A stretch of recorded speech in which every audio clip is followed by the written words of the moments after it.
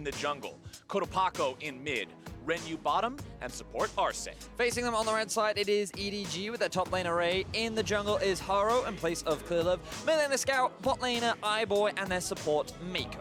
Of course, Haro is coming in for Clear Love this time around for Edward Gaming. We haven't seen him so far, so we'll get to see what he can do here on the second day of competition for this team. Yeah, and ladies and gentlemen, you can already see that we are straight into the draft. The last time that these two teams met, it was a very one-sided affair for Edward Gaming. That is a very conservative way to put it. It was the most one-sided game we've seen so far in the play-in. Yeah, I think that's fair to say as well. Scout found himself a solo kill. iBoy and Meiko finding a lot of kills down towards the bot side of the map. And Infinity, they will want to change things up. And they're going to start off by changing some things in the draft, largely with the Alistar ban coming in along with the Tahm Kench as well. They will keep the Akali ban, but this forces EDG to leave things like Rise up and available, but instead, Infinity not going to go for it.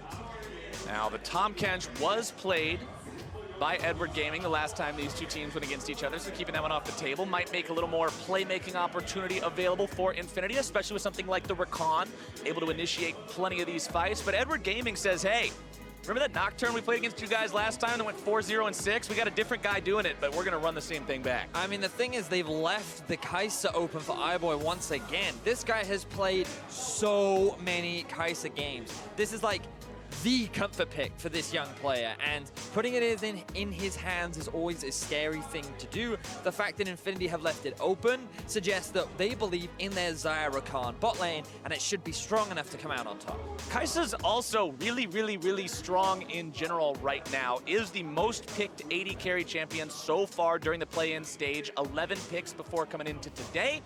And just honestly, she does so much damage, along with the fact that she's capable of building any of the defensive items out there and getting bonuses from them. Hourglass, Mercurial Scimitar, Guardian Angel, all of these items are beneficial to Kaisa.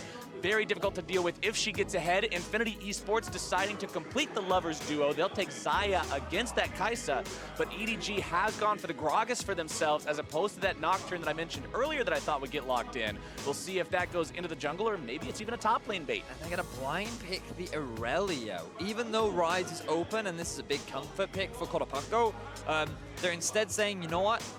I think that we want to just go for something a little bit more aggressive, I suppose. He only has one Irelia game during the regular season. Yeah. That's assuming it does go into the mid lane. It could, of course, be moved up towards the top side, but Relic more known for his tanky style champions. EDG deciding that they're going to get some tank ability here as well, grabbing Leona in the bottom lane to support that Kaisa. This is one of those champions that it does one thing and it does it really well, and that's called going in. Yep, and crowd control. And you pair that up with a level 6 Kaisa, you have a huge amount of kill pressure. So Infinity having confidence in their Xayah Rakan. We'll see how well they hold up against iBoy and Meiko, who last time handily dealt with them during the laning phase. Getting into the second part of the bans now. Edward Gaming deciding to ban away the Olaf, making sure that he's not prowling around the jungle, shutting down the early game. LeBlanc banned out by Infinity. They had to play against this last time. That's what Scout was on, and he had an incredible performance for himself. 6-1-5 on that pick. Will not be allowed to run that one back here for a second time. Wouldn't be surprised if we saw a Rise ban come out from Infinity as well, kind of take the two most played champions from Scout away from him. Edward actually taking the Ornn away is quite interesting. They want to deny Relic that engage option, maybe force him onto something like a Mundo or a Cho'Gath and tying a top lane tanks we haven't seen from them, and maybe they're relying on the fact that Relic doesn't play Sion, or maybe they'll look to prioritize the Sion themselves. Sion still available. Maybe it gets banned away. Who knows? Nope. Cassiopeia. Infinity saying no. Stay off of this pick. We're not allowing Scout to have that one either. Really paying a lot of respect towards him, with 3 out of 5 of those bans being targeted towards the mid lane overall. As Edward Gaming decides, what's it going to be? Could it just be the Galio?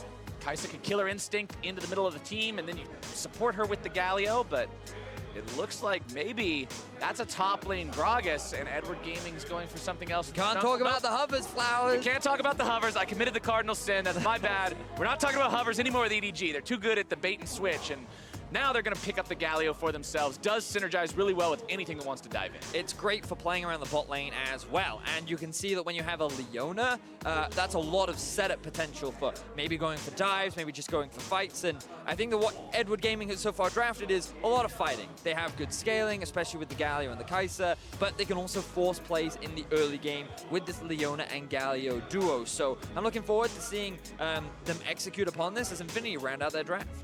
Infinity will pick up the Nocturne and the Sion for themselves. I already mentioned that the Nocturne was the pick that Edward Gaming used last time in their decisive victory over Infinity. This time around, it's SolidSnake that will be on the pick. He played Camille into it in that first game and did not have a very good game for himself. Camille jungle, one of those champions that once it tends to stay there. And EDG say, all right, you're going to play a champion with some telegraph CC. That sounds like it's a good time to repose. So Ray going for a bit of a fan favorite with the Fiora. We haven't seen the champion for a while. From what I can see, he hasn't played it once during the regular season, but definitely a big power confidence play, I would say, from the EDG top laner. And remember, back when Ray used to be in the North American LCS, it was him and Impact in the top lane. The sword and shield, they called him. Ray was the sword for a reason. Now he's playing a champion that is very demonstrative of that fact. We'll see how well he can carry on this champ. We know if Fiora gets ahead, she is an absolute monster to have to deal with, especially in a split push situation. I mean, in this game, yeah, you have capable split pushers that can go up against her with something like an Irelia, or if a Sion gets ahead and he's tanky, all right, he'll do okay as well, but if Ray gets up and running, ooh, that's scary. And remember, 25 minutes, 20 kills the last time around. EDG made a very quick game. Yes, they certainly did. Will they go for more of a scaling option, or will they go for the hard aggressive early game time? We'll have to wait and see. What we do know is that when they have the Galio, it's very easy for them to play on the side lanes as well. 1-3-1 team fighting as well, while Fiora's not considered the strongest when you have a Leona, a Kaisa, and a Galio, compared with piled on with a Gragas as well. They have a lot of team fighting tools, and you think about Infinity drafting a lot of AD damage. Once they hit level 6, there are a lot of lanes that they can look to play around, but will they be able to execute against this ADG squad that was able to solo kill them across the board last time? And mental game is the name of the game here this time around, Vedius. I think for Infinity, you've just got to be able to wash away the memories of that first day, of that first game from your mind. Don't let that play into this. Don't psych yourselves out going up against EDG, and just come in here and play the best game you can, because Infinity is 0-2 after day one. If you want to have a chance at moving on, you need to find wins here. It's time to turn it on. It's do or die. Step up or go home. You know, and it's funny because we were talking just before the game, Flowers, about like EDG and as an organization and their history, and whenever they look really dominant, whenever they get that hyped up, that's often when they often get upset. You think back to when they were upset against H2K in the World's group stages, and then even last year, they came into groups and they ended up going 0-3, and like EDG is the kind kryptonite. Yeah, EDG is the just kind of team where like, on paper, they look really good, and then we even saw them play really well, but then they suddenly get upset. So I'm just watching this EDG with hesitation. Like, okay, they've locked in Fiora. You know, the reason why she kind of fell out of the meta was because of Bramble Vest and all those armor items that you can stack up in lane, especially on a Sion who's pretty devastating to deal with in the early laning phase. And if SolidSnake can find a couple of early ganks, it's not out of the realm of possibility for Infinity to be able to find an upset win, but it's really going to rely on how well they utilize that level 6 mark, Nocturne ultimate, the Xayah Rakan engage. They need to be the ones to get a jump on the gun before EDG can start the snowball roll. But EDG is one of those teams that early game is just how they play League of Legends. They seem so in their element in the early stages, and we'll see if Infinity can do anything about that.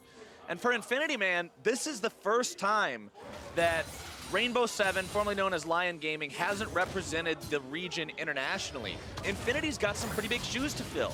If you show up to play-ins as the first team that isn't Rainbow 7, and you have a very poor performance, well then the question becomes, why didn't we just send Rainbow 7? What is this? You've got to make your region proud. That's what these guys want to do. Well, Scout. Oh, not again, not again. Good Lord, man. Remember that Scout did solo kill Cotopaco last time, but it was a LeBlanc into Lulu matchup. I half expected it. This is Irelia into Galio. You definitely should not be getting that low this early on into the game. You have to respect the early game Galio damage just a little bit more. But Scout doing what he often does and just likes to get in your face. Scout's having a good time so far. I mean, EDG is one of those teams that heading into play-ins, people looked at it and said, yeah, this is one of your powerhouse teams here. This is a team everybody expects to get out. Everybody expects to take first seed, and for good reason. They made it all the way to the quarterfinals in the LPL summer split before they were eliminated there, then won through the gauntlet, which of course did put them at 3rd seed, so it's why they're competing in the play-in stage right now. But this squad has some players on it that have plenty of experience under their belts. It also has players who have emerged into the scene more recently, but have just had superstar performances like iBoy. This guy in the bottom lane who, the very first game that he played against Infinity, also playing on the Kaisa 9-1-2. That's not the kind of number that you can just scoff at. I mean, you think back to his World performance last year as well. I remember his Twitch getting a pretty insane outplay in a very important game that I unfortunately can't remember. I want to say it was against SKT, but what I do remember is his great performance, and he has been gaining that experience, and I look forward to seeing how well he can perform. A win here for EDG will result in securing that 1st seed of the group. They will then be locked in the top, and they will have to go against one of the 2nd seeds. And we know a couple of them already locked in for Detonation, Focus Me, and Gambit. And obviously, they cannot end up against whoever the 2nd seed from this group is. Topside Relic will just continue pushing up for now. You kind of expect Sion to have control over this lane early on. Fiora is one of those champions, needs to scale up a bit.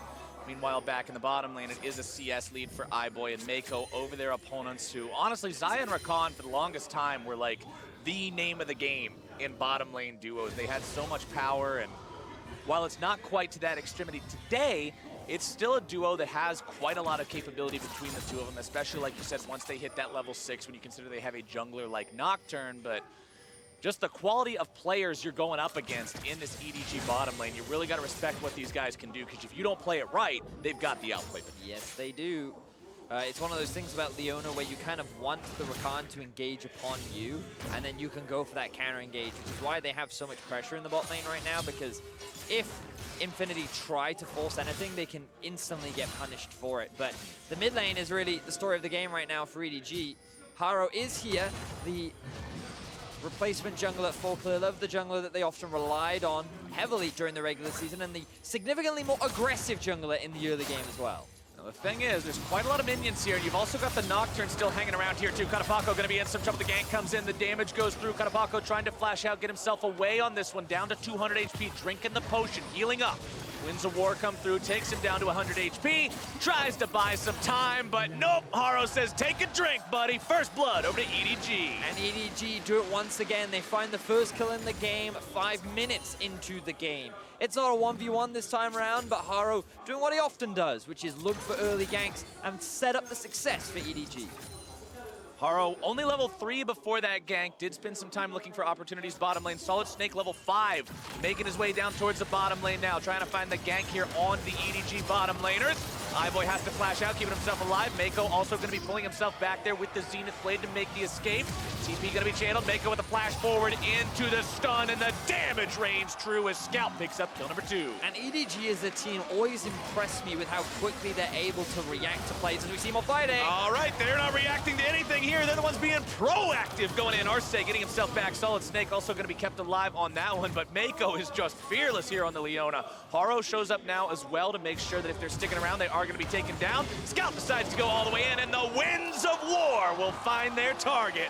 3-0 EDG. Vedius, this is looking eerily reminiscent of a moment just 2 days ago. Oh, it's so similar in how EDG are just demolishing Infinity in this early game. We talked about how the level 6 mark could be the turning point, and after the death in mid, I respect SolidSnake for trying to get some kind of play in the bot. Now, they are able to get the flash out from iBoy pretty quickly, but the TP almost instantly, once Infinity have just slightly overextended. Then you see Meiko flash stun, just in time for the taunt to come in. There's no time for Renyu to react. That allows EDG to get that initial kill, and then Scout's just like, wait. You're level 4. Archie, come over here. Let's hug it out. Looks like Archie didn't want to hug it out. Nah, not the kind of hug you want. The gold has already started ballooning in the favor of EDG. Here's a look at how things looked the first time these two teams played. Notice there is not a speck of red on that graph. That is quite accurate, yeah. It is just one big, tall, blue mountain range. And that's what EDG did. They ran away with the entirety of the game. Infinity never found a way back in. Things are starting off incredibly EDG favored this time around, and the name of the game for Infinity is staunch that bleeding. Find some Band-Aids, find something.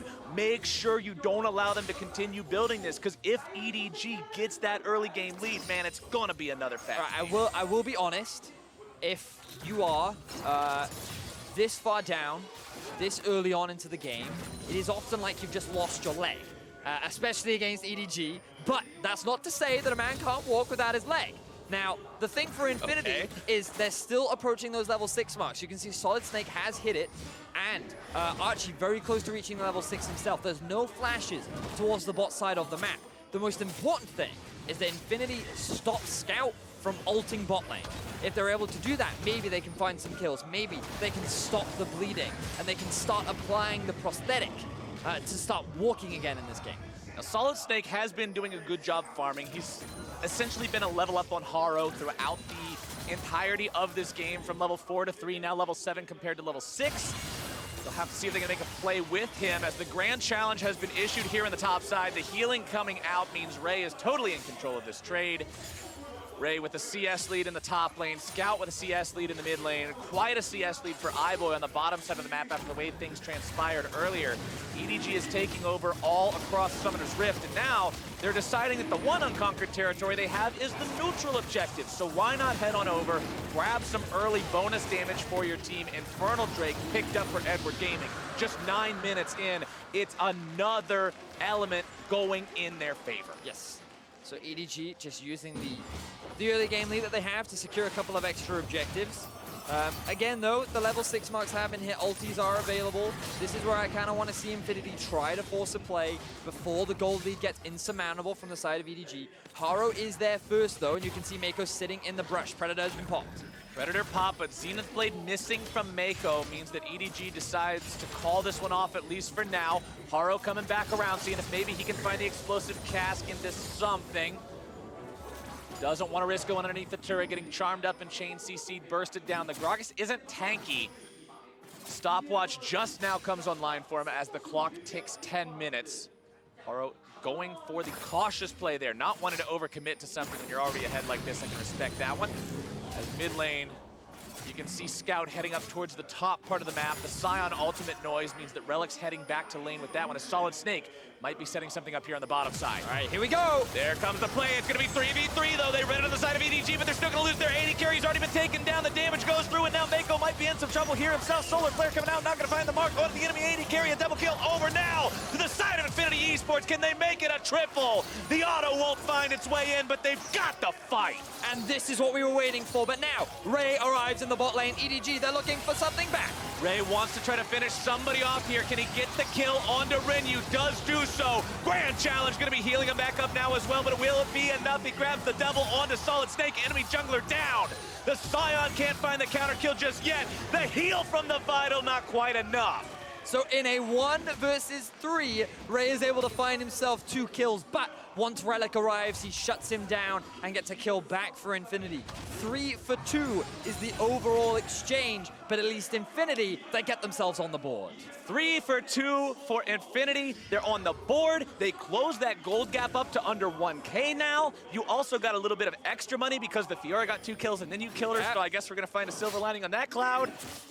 You've still got ways to go, but this team strikes back. That's what you wanted to see from Infinity. The ability to fall behind and still stay relevant. Nice moves there from Cotopaco, getting himself away from Scout and back to his turret. So this is what we wanted to see from the team. They hit the level 6, and then they try to force a play. Now, while the jungler from EDG was there for the counter gank, the burst from SolidSnake and Renyu was more than enough to secure the kill onto iBoy, and we said it, they didn't have their summoner spells available. It was really unlucky that they couldn't quite secure that kill, but then Ray joins the fight. Infinity, they just want to push the wave out before they go for the reset, and while the TP comes in immediately, Ray just does more than enough damage combined with the healing to find the kills needed to at least get something back for EDG. EDG still ahead in this game, but it's not going to be one of those games that you just completely get to take over from start to finish. Infinity fighting back so far, getting value out of the Nocturne ultimate, and again, that's the name of the game. use SolidSnake, find advantages with the paranoia, collapse and punish, use the burst potential, the wombo combo that this duo lane of Renyu and Arce have. Now they've rotated towards the top side. You can see the lane swap has happened for both teams. Still CS leads across the board for EDG in pretty much every position. They've got that gold lead back up to over 1K now.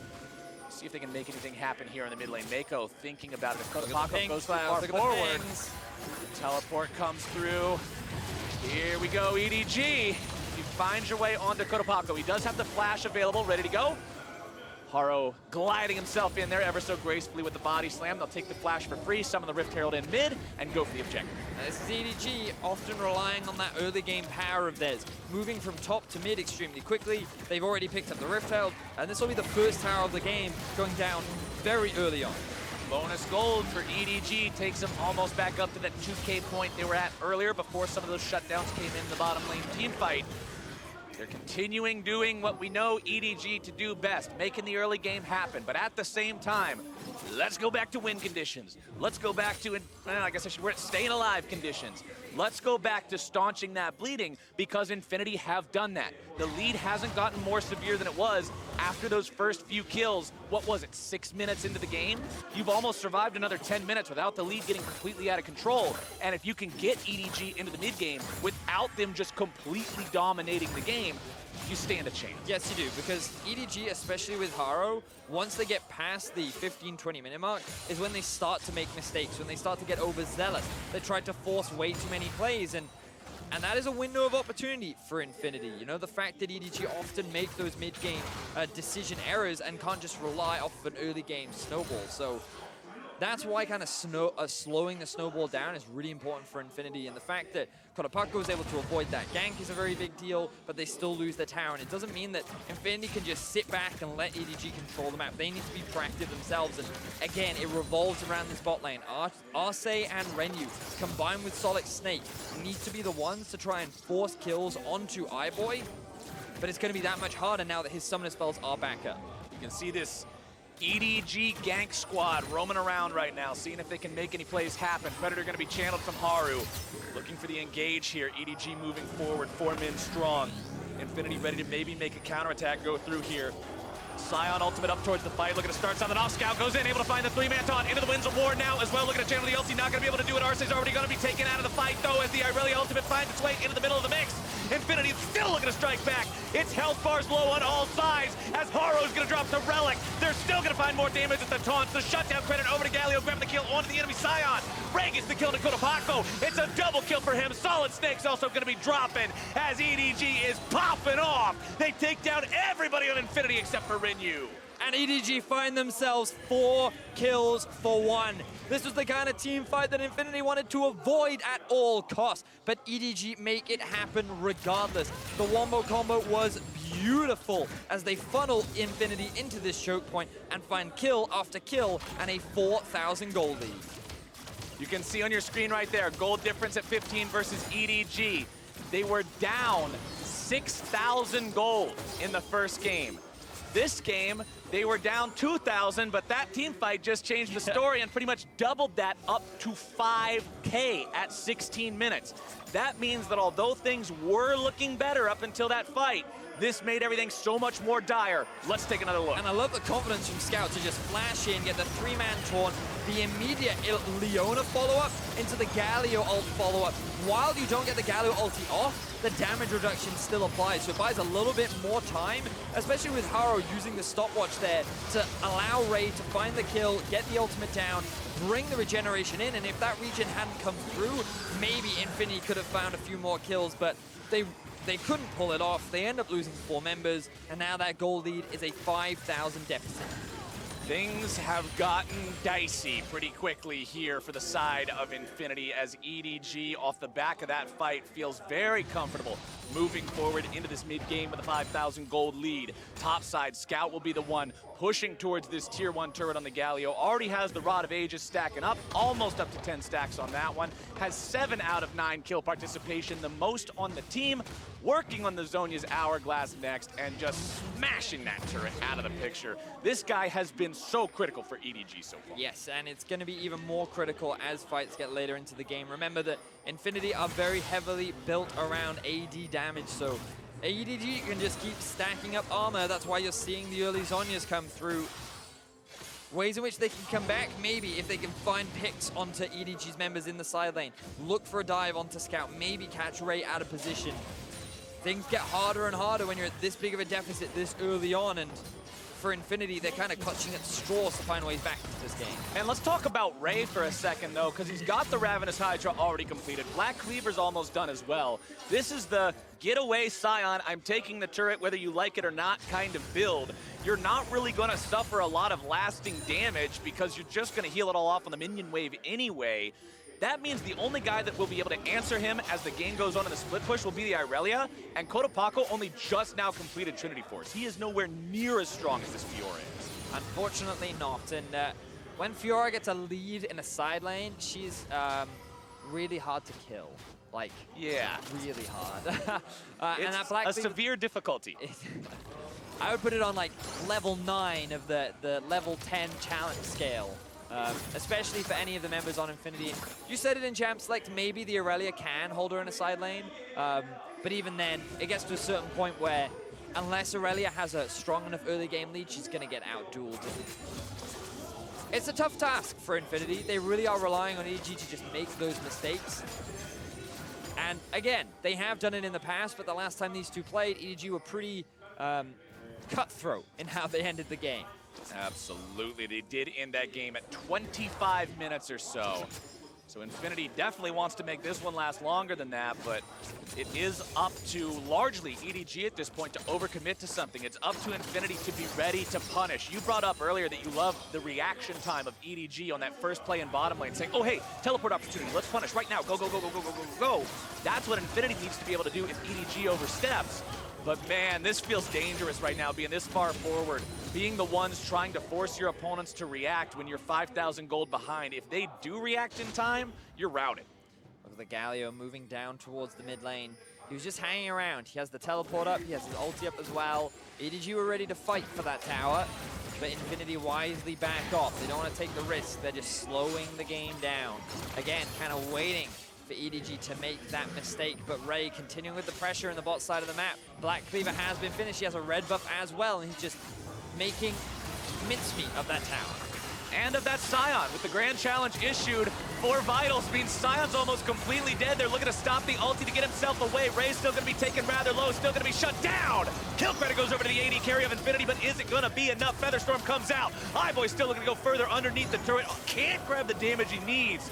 Another turret shot into him almost finishes him off. It's a 1-for-1 at the end of the day. They shut down the enemy top laner, and for Infinity, that fight is okay. Topside Scout with the outplay takes down Cotopaco in the one-on-one. We'll have to get a replay of that one later. Infinity holding on for now, but woo. Big stuff there for EDG, but again, it also highlights the mistakes that we were talking about. Ray diving a Sion without the full support from his team. He ends up losing his life too, which means that Infinity end up trading 1-for-1, but then of course the solo kill happens towards the top side, and I like the ambition from Cotopaco, the fact that he tries to dive Scout underneath his own tower to try and secure a kill, a small advantage back in favor of his team, but they were not quite able to pull it off. They do keep the bot tier 2 alive for the time being. The gold gap has not snowballed even further in favor of EDG, but still heavily in control of the game, really dictating the pace, forcing Infinity to constantly react to whatever EDG throw at them. Infinity has got to be comfortable on their back foot because they are going to be on it for most of, if not the rest of this game. EDG continuing to maintain and build upon that lead. 6,000 gold now. The tune of that song they're playing as they secure vision over the Baron area. 22 minutes into the game, Baron's a possibility, especially when you have Kaisa and Fiora. If you get a couple of picks and you can set this team up to take that objective, it is easy money, Vedius. Oh, it certainly is. EDG are doing exactly that. They pushed out the mid lane, they've got the vision set up around it. At the very least, they could force Infinity to come fight them. And EDG, they're more than happy to fight at this point in the game. I don't know if they can see Arce, I don't think they can. He needs to be careful, but EDG, they're not quite aware of where he is. Now, we were talking earlier about, okay, how are Infinity going to make things happen after the early game didn't really go their way, and we talked about SolidSnake, about how he could do something with a Nocturne ultimate. Tell me, Vedius, as an avid Nocturne player, if you have a Warrior Enchantment and just now bought Black Cleaver, and you're in this state of a game, you probably don't want to go in too far, do you? Nope, you really, really don't, and it's because of how squishy you are, and iBoy! Killer Instinct, not quite killer enough. Killer Intent this time around, but EDG will continue the four-man push into the mid lane. Ray backs off from the bottom side to rotate up to the team fight if they needed him. EDG backing everyone away towards that Baron now. Renyu has no ultimate. He has no flash. They know that. They're ready for that. Scout channeling the taunt. Not going to get anything out of that one. Expecting Infinity to maybe face check the brush. Ray's still hanging around the bottom lane. Does have a TP ready to go, but is half HP. So the ban gets started off by EDG. Infinity have no vision of this part of the map. They're slowly making their way in, and now EDG look for the fight. Zenith Blade barely missing on that one. Arce just gets himself out of the way in time. Bottom side, Ray's going to take the turret. TP going to be used here from the Sion. Looking to come into the fight. Infinity already losing half HP on their mid laner, who's knocked back into the rest of the team. Stunned up. Keeps himself alive for now. TP also going to be used by Ray, and Infinity decides to call off the fight. Ray is still pushing in towards the bot side. EDG, I thought they might want to try and interrupt the teleports, or the recalls rather, but instead they notice a big minion wave up towards the top side of the map that they need to go and grab. They also don't want to concede all this mid-wave pressure, so they choose not to overextend. They reset for the time being, and Infinity, they hold off EDG from securing the Baron. EDG demonstrating some patience here as the gold lead continues to build to the objectives being taken by Ray.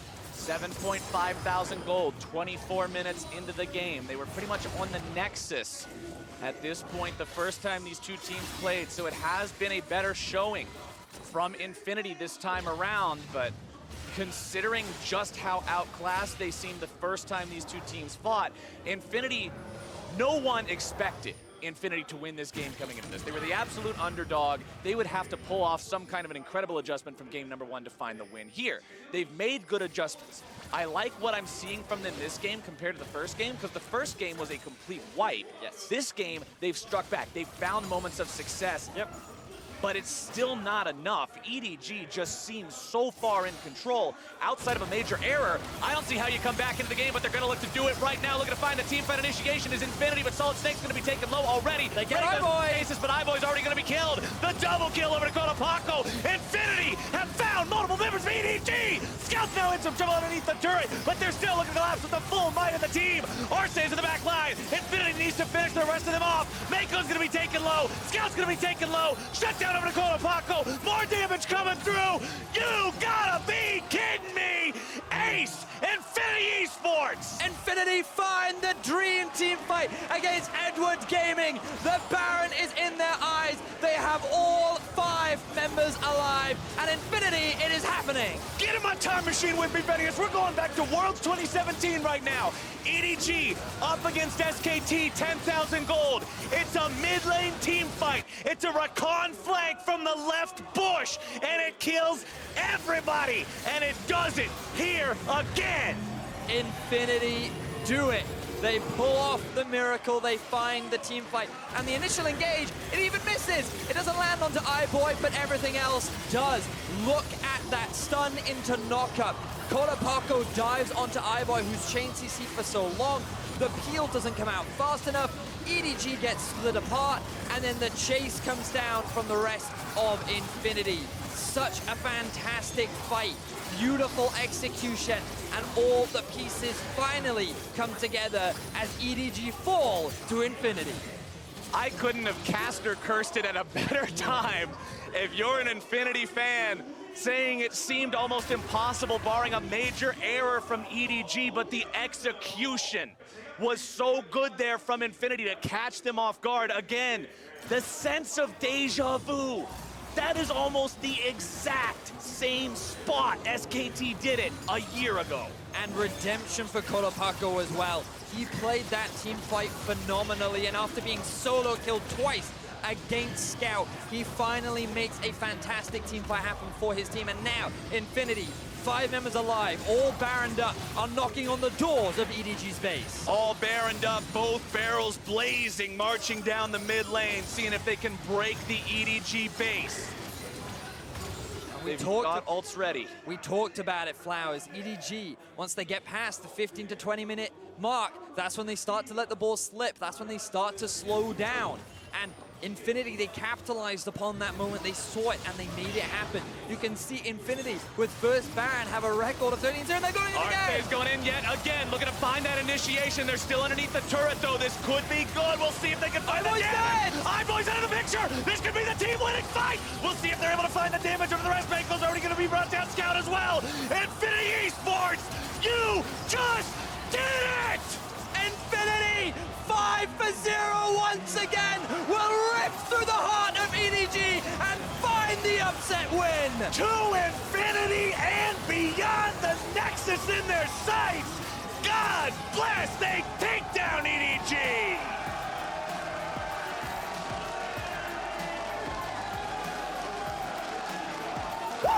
I was not expecting that. One team fight into a Baron, into a team fight into the end. Infinity, they make it happen. And now this group has been blown wide open. You know, we talked about it, man. We talked about it. EDG, we came into this game saying, you know what? With all the hype built up around it's their weakness. It's their weakness, man. Congratulations to Infinity. They made Latin proud with that win. Beginning of this game, I said fans are going to be asking, this is the first time we sent somebody not named Rainbow 7. Did we send the right team? Infinity just signed on the dotted line. Hell yeah, you did. What a performance from that squad. What an upset, what a comeback. That is exactly what you want to see at Worlds. Those are the moments you only get during moments like these. Playing stage, man. Like during stages like these. We saw the upset against G2. We saw Cloud9 almost dropping the game to Damnation Focus Me, and now we see EDG dropping the game as well. This has been one of the most hyped playing stages we've ever seen, and that was a fantastic win for Infinity. Infinity did it, and for more on their historic upset, I need to get a breakdown from the analysts. You know what? I'm not going to mince words. That was the biggest upset we have seen in play-ins so far. If you look at how EDG demolished Infinity on day one, this is such a great honor and so well done by Infinity. But of course, we just want to laugh at Rapper. Raz is broken. His jaw has been open for the last like 5 minutes. Yeah, he's like, this is not happening. They're turning it around. This is okay. I think Flowers was expecting a different kind of breakdown. I am broken down. All right, so let's straight off the bat, Raz, we'll let you relive the moment and let's look at that game ending. Oh, God, I gotta say, Cotopaco and Relic played the last couple fights super well. Multiple man knockups out of Relic. Cotopaco weaving in and out to drop turret aggro at different points in the combo. Killing iBoy was really kind of what allowed them to take this fight, but the fact that we even got to this point in the game is insane to me. So I would like to leave room to talk about EDG's comp and whatnot in just a bit, but mainly now I want to focus on how Infinity in the end pulled it back, and that's why I want to look at the replay that happens before this one. And this is really the game-turning team fight, where all was lost, Arce goes in. Good call. Remember, he gets them all. This was epic from Relic. 3-man knockup, spending enough time to take down Ray because he's not on a tank. Remember this. This is EDG flexing a little bit. They learned a lesson in Gauntlet, putting Ray on a tank so they can team fight properly, but this was them recognizing when they were strong. Infinity goes straight in, and they just continue to dive. This was so beautiful from them. It was absolutely beautiful. I think it also must feel freaking great. I mean, they come here as a representative from the LLN. Everyone's saying, where the hell is Rainbow 7? Who is Infinity? This is Infinity. And they bring honor to the LLN and more, possibly. This is the best performance I've seen. Remember LLN last time, Rainbow 7 versus Team WE. This is something we look towards. And they pushed Team WE to the edge, but they didn't get that victory. Yeah. This time around, this was a complete stomping in the later game team fights. Like, the fact that the Triumph proc kept going on for Irelia meant that she kept diving forward. And we'll see how this group then evolves, because everything is looking a bit crazy now also for the Direwolves. But now, of course, inevitably, Raz, we need to talk about EDG. And to your credit, you both said when the draft came out, they should be able to win because they're the better team. But we don't love that Fiora. No, there was a moment where coming out of the second ban phase, I looked at Raz and I said, this is a game where they should take Sion with this pick, even though they haven't seen the enemy top laner yet, because that's what they would do domestically, and they should do that. But we both said they're not going to. They're going to leave it for Ray to counterpick with a carry, and that's exactly what happened, and this is exactly why they don't do it domestically. Can you give me a bit more like context on not maybe just the pick, but the way EDG approached this mid-game and how you've seen precedent for this in the LPL? A lot of the times when they have this large of a lead, this is really well done from EDG as a squad, where they would just try and bully through mid lane as they have great side lane control. This time around, the side lane control was a little easier because they got the counter pick matchup with the Fiora. So then they try and team fight with it. So team fighting as a Fiora is kind of difficult. You don't get to see it too much. In the LPL, you see it a little bit more when you have 3 items underneath you. But in this stage, you see the difficulty when you don't have all your ducks in order. Ray goes in and loses just about everything. And so from EDG, everything goes down the window because they don't have the direction necessarily. Remember, this is Haro coming in, not Clear Love. So this is, you know, the first game on an international stage for Haro. Do you think this is damning for him now? I think remember, there are not a lot of games here, so you're right. If you're EDG, you want to probably put Clear Love back in. But all of this being said, this was excellent team fighting from Infinity. Coming into this, I actually had Infinity coming out of the group stage when I noticed that Schernfire was not going to be playing. And the reason for it was based off their strong team fighting. A little bit worse than EDG as a whole, but this is incredible for the squad. Small reply. I was just going to say, this wasn't really fair to Haro because usually what we were seeing in their regional qualifier run was him on the carry and Ray on the tank, and that's what was working for them. And this is the flip of it and not really playing to the whole team's strength. No, I actually would love to see him just be put in again for the next game to see the real him. But we'll have to see. We need to crown our MasterCard player of the game, Cotopaco from Infinity, the mid laner who came here to prove something. And he couldn't do anything on game 1, but here he pulls out the Irelia. It was so hard to make the decision between him and Relic because in the team fight, it was a tag team between the both of them to get the job done. Really well done. And to get the 3-man knock-up and to just ace it. Another dive, too. Just straight up confidence. Yeah, give him the shot calling and GG heart and the stayed cool because this, you know, to make that kind of call for the whole team in that moment where you know you can win and then to follow it up with the Baron and the win is for me maybe even more impressive. I mean, it's especially just given how their first matchup against them went. They were literally getting memed and Cotopaco was, you know, getting made fun of quite a bit. And to have him turn around and be probably the largest factor given that we gave him player of the game in that turnaround is just such a good redemption story for him and the entire squad. Yeah, once again, congratulations to Infinity. Hopefully we can see more from them today. And if Infinity Esports just earned you as a fan, make sure that you're picking up Championship Kha'Zix and the team-specific Chroma so that you can celebrate Worlds in-game with all the swag available in shop. After that, we need a break, we need a breather, but when we return, it is Supermassive versus Ascension. More action after this.